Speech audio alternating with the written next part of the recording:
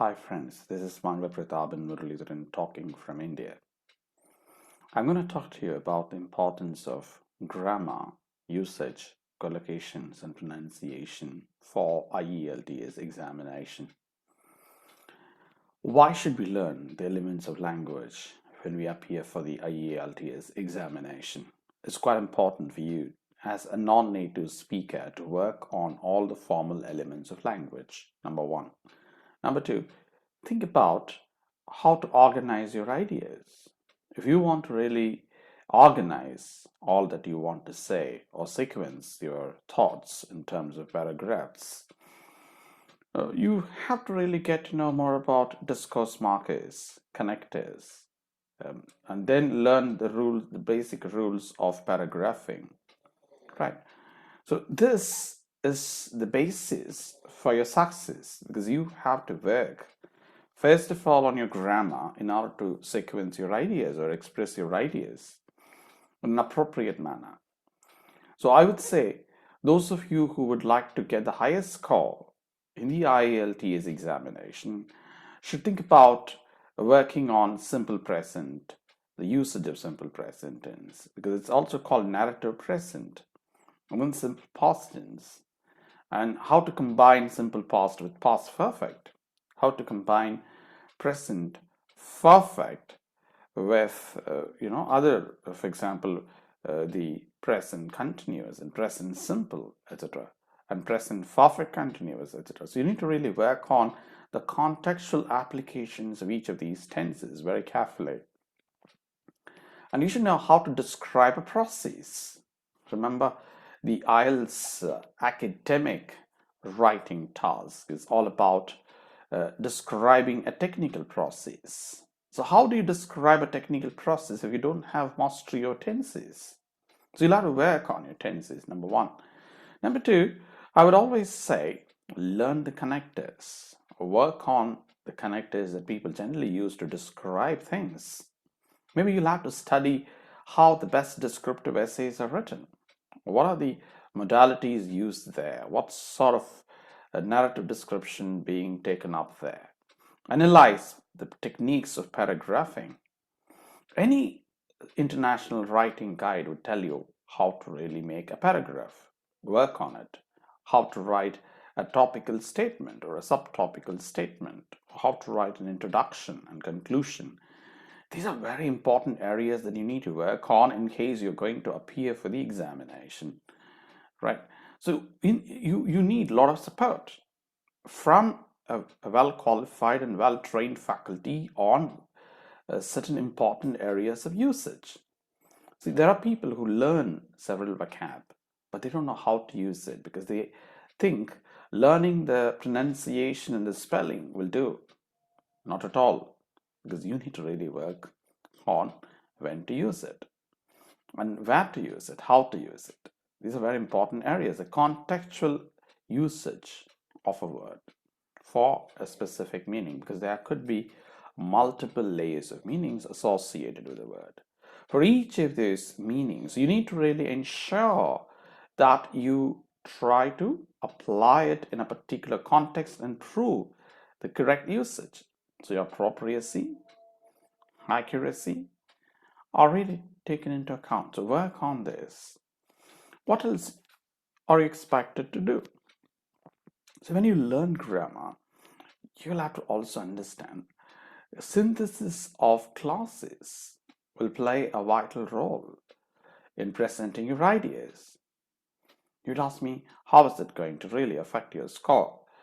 No bother, because what you're going to do is to combine sentences and give them an idea of a smooth transition of ideas.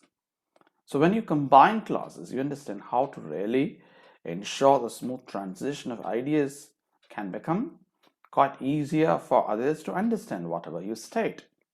The overall purpose of the entire essay is going to be easier written only when you try doing this.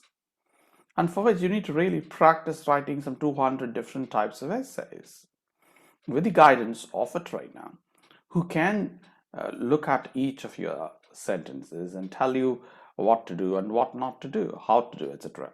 There could be a list of words which you quite often make use of. You can try finding alternate words from a thesaurus. And then you go back to the dictionary, check the meaning, usage, collocations for that particular word. I would always say, try to have a vocabulary notebook. I always inform my students to think about having a vocabulary notebook, irrespective of the examination or a course that they enroll for. I do ask them to write down the pronunciation first, learn how to pronounce it from a digital dictionary or a talking dictionary, your Merriam-Webster's dictionary or Collins Cobalt dictionary or Cambridge Advanced Learners Dictionary. What are we supposed to do? We just click on that particular word and learn to pronounce it. Listen to the pronunciation, right? Understand the first layer of the meaning, the functional category of the word, and is there any shift in stress when the change in category takes place, and then the usage of the word, then the collocations of the word, etc. Maybe you can copy them all in your notebook and try to come up with your own examples. And remember, every day you need to revise all that you've learned. If you haven't got this habit of building a vocabulary bank or a word bank for yourself, it's going to be very difficult for you to pick up a lot of vocabulary. And remember, if you are aiming at the highest score, what are you supposed to do?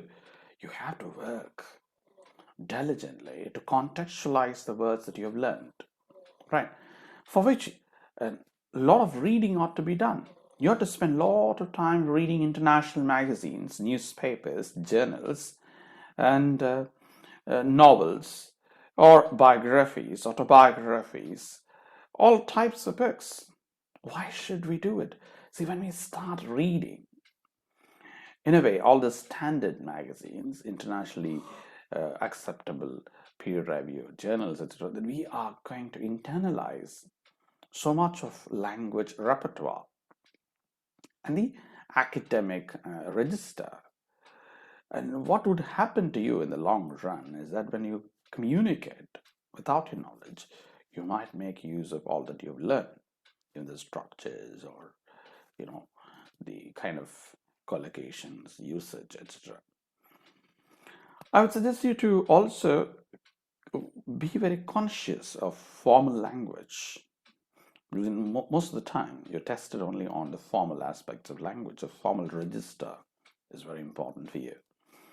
And reading varieties of texts, especially in sciences or social sciences or any other area, that would help you to get to know how to really make your presentations very effective. And task-specific vocabulary can be also obtained. So any task for that matter, I'd always say do some research on it and try to see what type of tasks are being asked. Okay, is there any task-specific register? That's something that you have to really keep working on. In case you have a map, what are you supposed to do? Pick up vocabulary associated with maps. If it's a bar chart, then you'll have to really pick up a lot of vocabulary related to bar charts, flow charts, diagrams, tables of statistics. Keep working. Have a vocabulary notebook in which you need to really make sure for each of these sections you come up with a list of vocabulary, collocations, connectors associated with. How do I do this? Very simple. Take the sample answers. I look at what type of connectors are used. And there are a lot of literature available on this area. The hundreds of books available in this area. What are you going to do with it?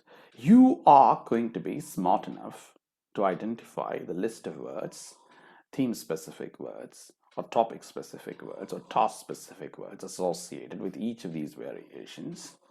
And then you are expected to write examples.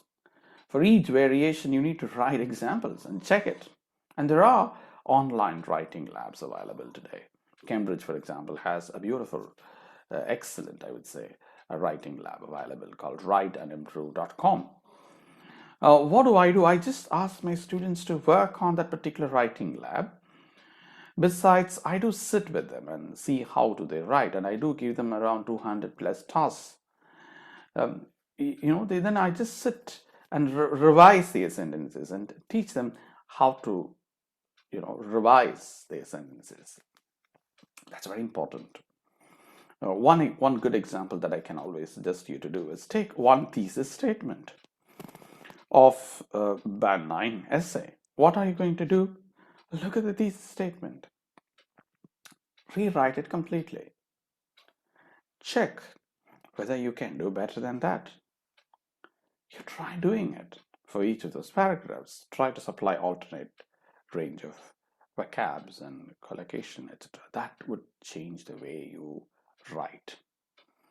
And when it comes to speaking, please remember your speaking is going to be critical for you to prove yourself. If you're a doctor or a lawyer or a teacher or an interactive professional seeking a job somewhere in Canada or Australia or even the United Kingdom or any other country for that matter, you'll have to prove your speaking skills.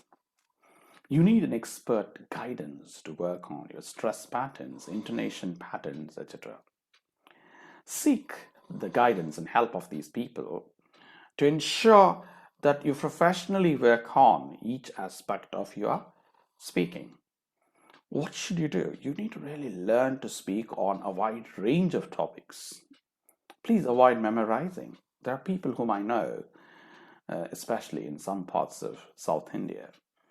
People tend to memorize, and it's the case with some parts of North India as well. So don't do that. Don't do that. Never memorize. Memorizing these, experiences of others may not help you. My suggestion to you is be natural. Work on it. Work on your fluency development on a day-to-day basis. Get the good guidance, the best guidance. Tend to make English your language of communication. Interact with people. Overcome diffidence or self-doubt. Have clarity of purpose in your communication. Work on your stress patterns and intonation patterns. Try to make sample presentations, record them, listen to them. Identify the errors that you make. In case you repeat certain words, never do that again. Think about alternate vocabulary for those words. Learn how to sequence them or connect them. This is extremely important for you. You should not get into any kind of a trouble by looking at these, sample list of vocab that you have made for yourself. So self-analysis is one good way. Another way is getting an expert guidance and coaching. I always suggest my students or professionals or test takers who are getting trained with us to work on their vocabulary first, then their grammar. Then I also look at their usage and collocations. Then I do ask them to create a bank of topics, or in other words, a topic help you in a very big way to prove yourself. And in case you need me to train you online, you have all the details here. You can call me up at 9+919600954822, or you can visit me at www.mangalaprataban.com. That is MangalaPrataban.com. Or you can visit me at thinksmarttoday.com. That is www.thinksmarttoday.com. We have premium packages and special online training programs for individuals living in other countries. We are there to support you, guide you, help you to overcome the learning difficulties, provide you new learning strategies, and help you to score the highest with the possible guidance. Right? Wish you all success. Have a great day. Enjoy your day. Bye-bye.